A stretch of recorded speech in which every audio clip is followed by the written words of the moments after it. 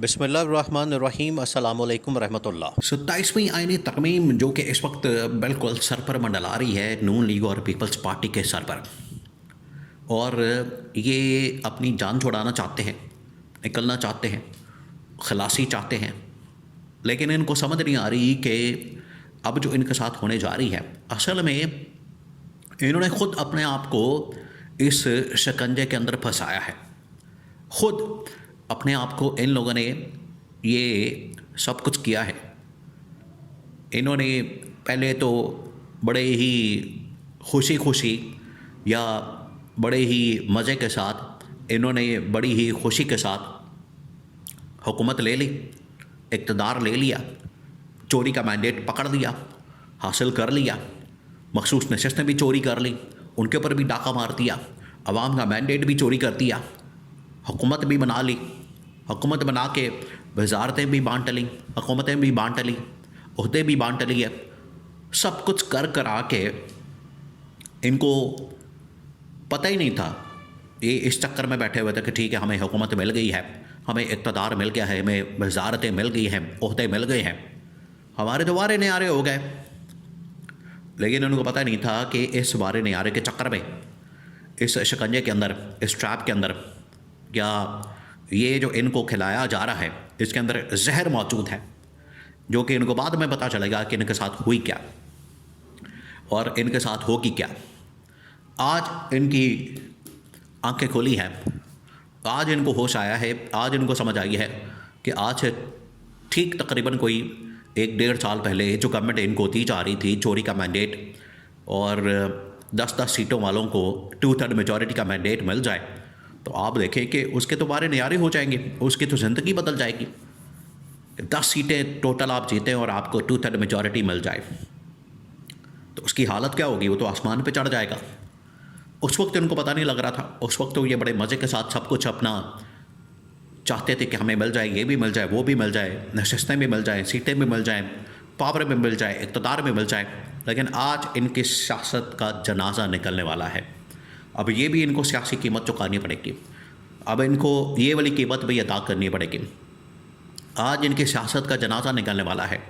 आज इनकी सियासत के लिए कब्र तैयार कर दी गई है और वहाँ पर सिर्फ दफन किया जाना है, जनाजा पढ़ना है, और ये 27वीं आईनी तरमीम की शक्ल में इनकी सियासत का जनाजा पढ़ के तो बाकायदा तौर पर कब्र के अंदर उतार के दफना के फ़ार कर दिया जाएगा इनकी सियासत को। अब ये इनके साथ होने जा रही है। अब इनको समझ आई है कि हमारे साथ हुई क्या। सबसे पहले आप इसके बेसिक कॉन्सेप्ट को समझें। देखिए, आप ज़रा इमेजिन करें कि इनको फ़िक्र क्या है, इनको मसला क्या है। ये चाहते हैं हमारा इक़्तिदार किसी तरह से कायम रहे, हमें इक़्तिदार से कोई ना हटा सके, हमें पावर से कोई ना हटा सके। तो ये अब इनकी खामख्याली है। आपको याद है कि मुशर्रफ के दौर में या ज़ियाउल हक़ के दौर में या पूरे 90s के दौर में सदर के पास और इस्टेब्लिशमेंट के पास एक हथियार होता था, एक वेपन होता था, आर्टिकल होता था आइन के अंदर, बड़ा मशहूर है ज़माना, उसको कहते थे 58(2)B। वो सेम इख्तियार अब दोबारा से आइन के अंदर आ रहा है आर्टिकल की शक्ल में, और वो इख्तियार इस्टेब्लिशमेंट के पास आ रहा है। और इस्टेब्लिशमेंट किसी वक्त भी गवर्नमेंट को फारिग करने के लिए, इसको घर भेजने के लिए, असम्बलियाँ तोड़ने के लिए, इनकी छुट्टी कराने के लिए, गवर्नमेंट की छुट्टी कराने के लिए, किसी भी इल्ज़ाम के ऊपर, किसी भी बात के ऊपर, छोटी से छोटी बात के ऊपर अगर इस्टेब्लिशमेंट नाराज़ हो जाती है, रुस के बैठ जाती है, और कोई भी उसके साथ मसला होता है, तो फ़ौरन इस्टेब्लिशमेंट 58(2)B का इस्तेमाल करेगी और गवर्नमेंट को फारिग कर देगी। ये इनके पास इख्तियार आ रहा है।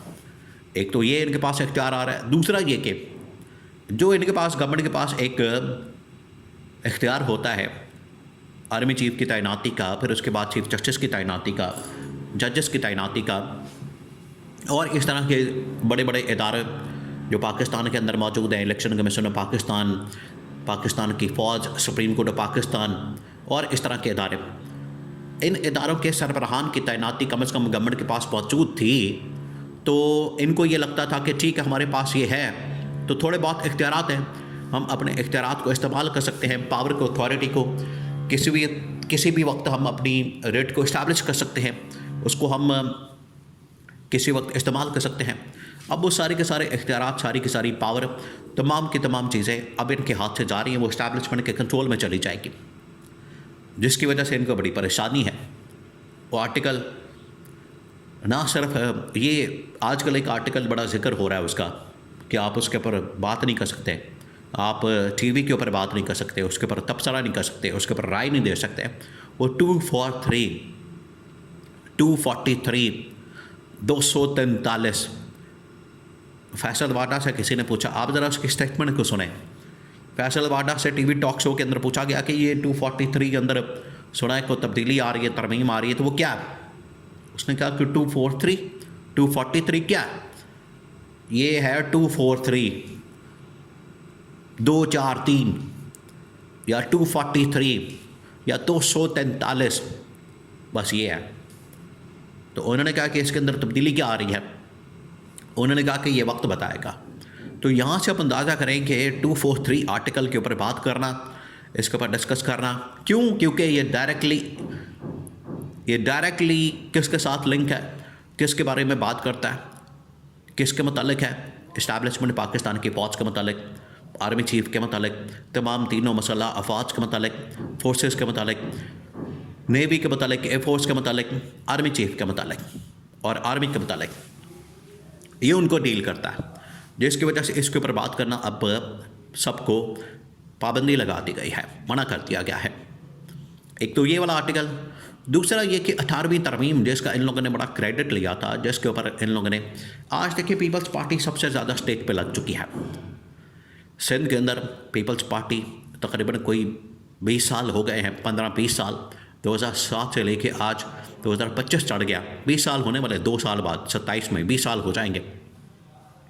तब से लेके आज तक पीपल्स पार्टी की सिंध के अंदर गवर्नमेंट है। सिंध के अंदर एक ही पार्टी चली आ रही है इक़्तिदार में, पावर में। उन्होंने वहाँ पर पूरा इदारों का निज़ाम, उन्होंने वहाँ पर पूरा अदलिया का निज़ाम, उन्होंने वहाँ पर पूरा सिस्टम अपने कंट्रोल में किया हुआ है। और इसी वजह से वफाक के अंदर एक उस ज़माने में 2008-9 के अंदर 10 के अंदर इन्होंने एक तरमीम की थी, और जितने भी इख्तियारात थे, पावर थी, अहम तरीन वजारतें थी, लूटमार वाली, पैसे वाली, माल वाली, और इब्न के जो बजट था उसका जो एक बड़ा शेयर था वो इन्होंने सूबों को मुंतकिल कर दिया था। उसके मुताबिक सिंध के पास बहुत ज़्यादा पैसा आ गया था, माल आ गया था। तो ये इधर वफाक के अंदर अगर दिहाड़ी नहीं लगा पा रहे थे पीपल्स पार्टी वाले, तो सिंध के अंदर आराम से माल बना लेते थे, दिहाड़ी लगा लेते थे। इन्होंने अपनी एक एम्पायर और अपनी एक सल्तनत कायम करके रखी हुई थी, वो भी स्टेक पे लग गई है। तो पीपल्स पार्टी को इस बात की फ़िक्र है, तो उनको मशवरा दिया गया कि अगर आप इमरान खान के पास जाएँ, माफ़ी मांगें, तो रास्ता निकल सकता है, अदरवाइज़ आपके लिए रास्ते बंद हो चुके हैं।